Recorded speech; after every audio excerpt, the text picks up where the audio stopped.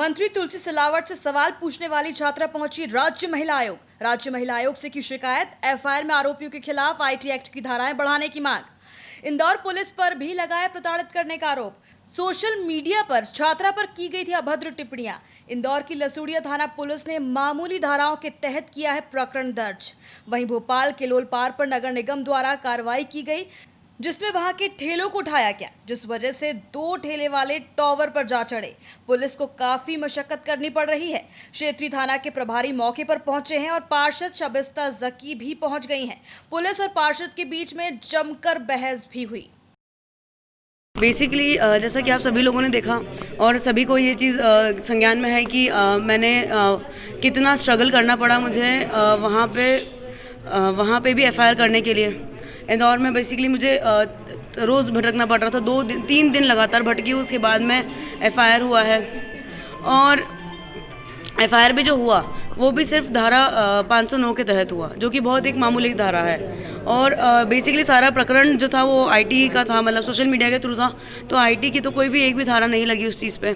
तो मैं यहाँ सिर्फ इसलिए आई हूँ कि मुझे धाराएं बढ़वानी थी।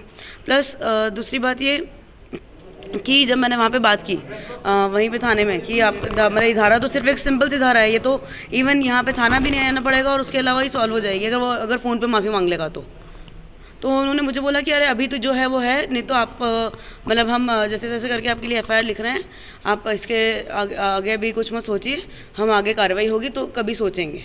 जैसे कि आप सभी लोगों ने देखा है कि मेरे खिलाफ अभद्र टिप्पणियाँ प्लस अश्लील भाषा का प्रयोग और गंदे गंदे अफवाहें और गंदी गंदी आरोप लगाए गए। मतलब ऐसी चीज़ें बोली गई जो मैं शायद यहाँ पर नहीं बोल पाऊँ।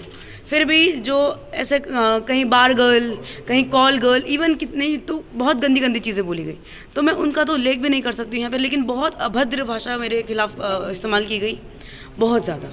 ये बहुत ही दुर्भाग्यपूर्ण है कि विकृत मानसिकता के ये लोग जब महिला के खिलाफ या बेटियों के खिलाफ कुछ नहीं मिलता है तो इस तरह से उनका चरित्र हनन करने की कोशिश करते हैं। पर ये वो लोग हैं जो खुद विकृत मानसिकता के हैं, और अगर इन्हें समय रहते सज़ा नहीं मिले तो ऐसे ही लोग आगे जाके महिला अत्याचार करते जाते हैं और कानून की धज्जियां उड़ाते हैं। इसलिए बेहद ज़रूरी है कि ऐसे लोग जो महिलाओं को कमज़ोर समझ के अनर्गल बातें लिख के उनका चरित्र हनन करके सोचते हैं कि उनका मुंह बंद कर लेंगे, तो अब वो समय गुजर गया। ये 21वीं शताब्दी है, बेटियाँ खुद ताकतवर हैं, वो जानती हैं कि वो क्या कर रही हैं, और लोकतंत्र में प्रश्न करने का अधिकार सबको है।